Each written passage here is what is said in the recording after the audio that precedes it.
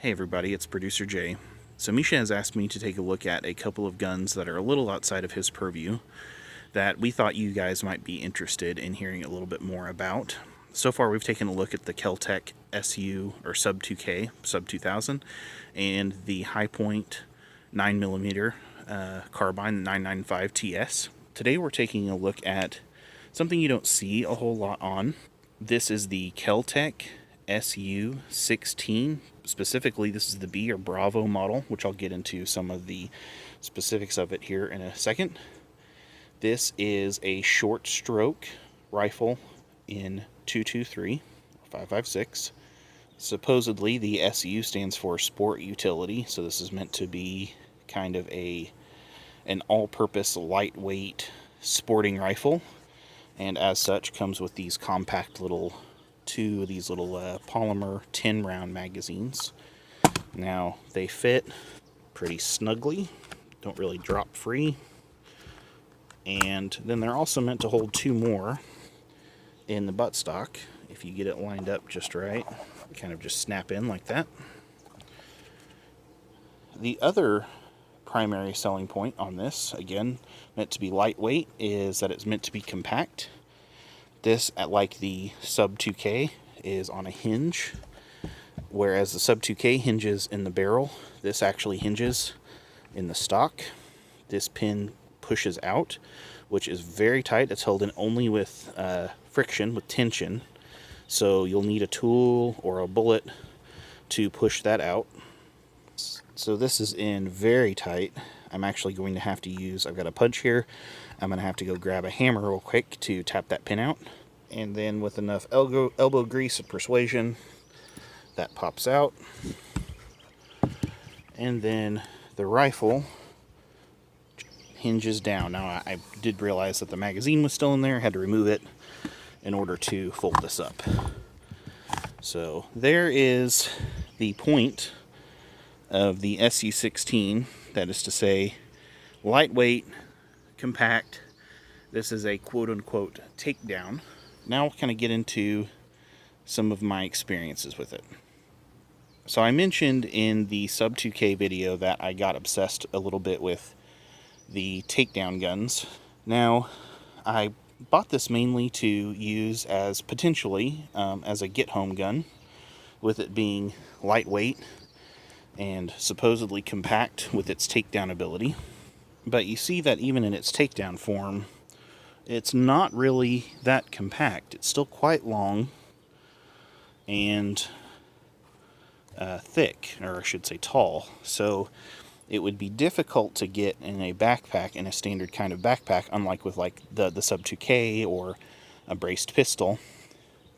So the idea of having a long stroke, 223 full caliber rifle that is lightweight and handy is definitely appealing. But again, it's not particularly compact. Now, another big issue I have with this is the takedown. As you can see, not at all toolless. Had to use a hammer and punch to do it, unlike with the sub 2K where you just push the hinged trigger guard down and it folds over. And the takedown pin is not captive. So once you remove this puppy, you better hang on to it or put it right back in the little retained spot back here, or you could potentially lose it, not be able to use the gun anymore, which isn't great in my opinion. Now I'm going to go ahead and try to kind of snap this back one-handed here, which is not as easy to do as on the sub 2K. So you can see it's somewhat back together there. And I believe, yep, in the process of rotating that back around, the takedown pin has fallen out. Thankfully, it was just on the table here. Hammer it back in. So yeah, not a toolless takedown and reassembly at all. So not super fast. Not something you would want to have to be able, or you would have to quick deploy at all. Another interesting feature are these handguards here are actually transformers. So here you have them deployed. Effectively, all you do is push this little ring down on both sides. That causes the legs to spring open. They are on a very, very small, lightweight spring. And then they kind of spring open a little bit, and then you rotate them down. Now the bipod is pretty flimsy here. You see it just, there's nothing really holding it in the rear position, so you're pretty well stuck with, you know, it'd be a last resort kind of a thing. I'm honestly not even sure in what situation you use it, except maybe an extreme survival situation. But very, you can see, I just realized what that looks like, but you just very lightly push it forward, and they pretty much fall right in. I know Misha hit the release buttons on it and let it go, was expecting it to just fling open, you know, and it just kind of doesn't. It just kind of blahs open a little bit. So again, trying to do this with one-handed because I'm trying to impress everybody how I can hold a camera and manipulate these at the same time. Plus it's always good to be able to do most things one-handed if you need to. Get them lined up and snap in, and your sweet Handguard bipod is now re-secure against your rifle and ready for some tactical operating in, I'm sorry, it's sport, for some sportering in the bush. The sights that come with this are pretty actually bad. These are not the sights that it comes with. The sights, the rear sights that it comes with are adjusted. They're simple, kind of a C-clamp with a rear aperture. In order to adjust them, you loosen the screw on one side and tighten the screw on the other, depending on if you're going left or right. You loosen or tighten one or the other. Pretty rough for, you know, precision adjustment. I don't even think I used them before getting these tech sights for the Sub 2K. These are specifically made to kind of hug the rear of the receiver here and sit low enough to use the iron sights. But while I was sighting these in, the little peg here deformed and kind of mushroomed out and made it very difficult to adjust, which I probably should have just immediately sent them back, but I didn't. This little thing kind of egged out too, so it seems like it's kind of soft metal. So I ended up just throwing this little microdot on there. This is a Burris. You guys all know what this is. It's a Burris microdot. So, which works pretty well on this, and it looks kind of neat.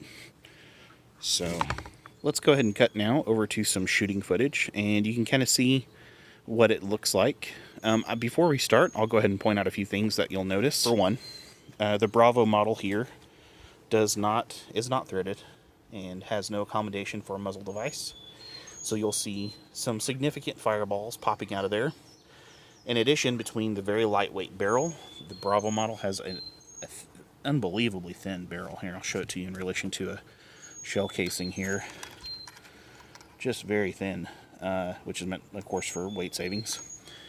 Between the lightweight barrel and overall lightweightness of the rifle, not having a muzzle brake on there, in addition to that, there is quite a bit of recoil. I mean, just a lot of muzzle jump, but not unpleasant. It's just present. It's a lot more present than I'm used to on a 223 semi-auto. So I'm going to call out the fireballs and the recoil on the shooting footage that you'll see. And but it does have a pretty nice trigger. It's on safe, which makes it a lot tougher to pull. But you see that's just a little bit of take up there, and then just very light, kind of crisp pull. It's not bad at all. Yeah, so that's one of the things actually I like best about this is the trigger. But anyway, keep rambling on. Let's cut over to some shooting footage and take a look at that.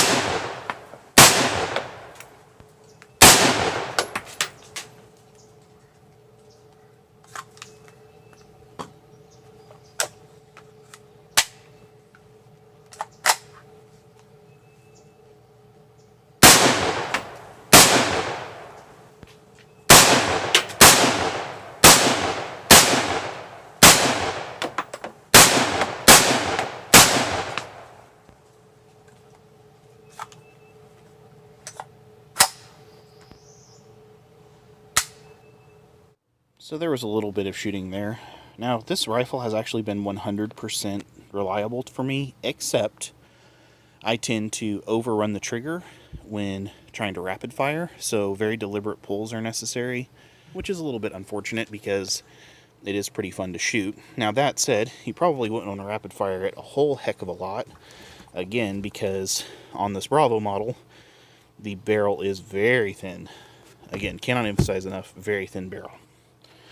As far as accuracy, you've only seen me shooting out here at, a few yards, but I have had this out at the long range, and shooting at a clay target with iron sights at the time. I didn't have the red dot on it yet, but with these iron sights, I was able to hit a clay target probably 2 out of every 4 times, so not bad at all, especially for having such a little thin barrel. And even just shooting the 20 rounds that you saw me shoot a minute ago, the barrel got extremely hot. The appeal of this gun, again, was meant to be compact, lightweight, and easily transportable, basically. A good survival rifle or kind of kit gun. Plus, it's supposed to be inexpensive. I mean, that's a lot of things with the Kel-Tecs, is they tend to be fairly cheap, as long as you're not buying them during a new release window or a panic. But one thing that I have been thinking about is the price of ARs has come down considerably. And I brought out my Colt M4. This is an M4A1, or this is actually an LE6920 US SOCOM. Now, with the AR, I was able to take it down with the, just pushing out the captive pins in the lower with my just my hands. Didn't have any tools. And if you actually look at this, now this is a 14-inch barrel with a pinned-on extended flash hider, but to give you an idea, to make it 16, so it is just 16 inches, but it's really only slightly longer than the Kel-Tec. So takedown on an AR-15 is actually quicker and toolless than on this SU-16, which I think is kind of interesting.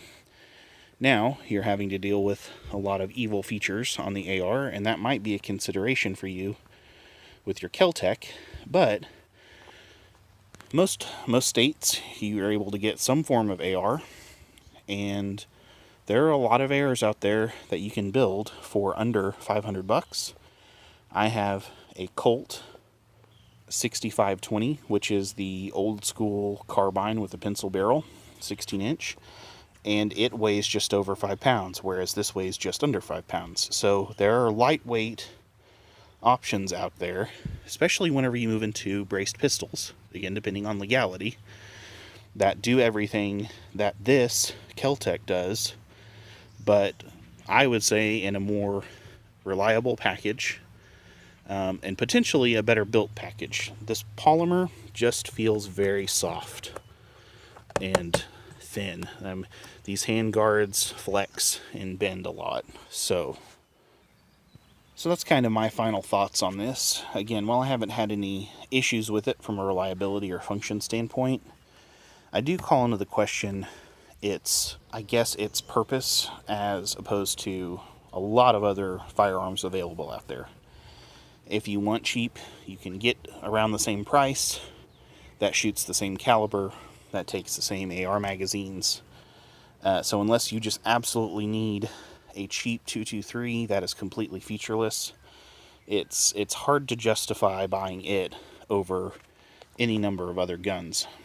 That said, I mean, if you have one and you like it, I don't dislike this gun, but if you have it and you like it, awesome. Let us know in the comments below. If you have one and you hate it, or if you just don't like Kel-Tecs or whatever you want to talk about, post that in the comments below too. I'd like to hear from you. Well, this is Jay. If you like this video, please click like.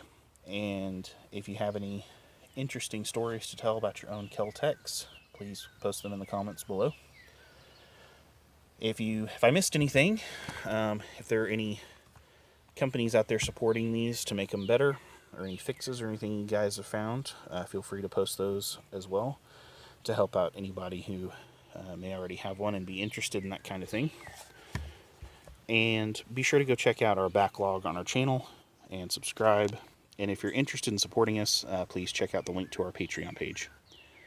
This is Jay, and we will catch you very soon next time.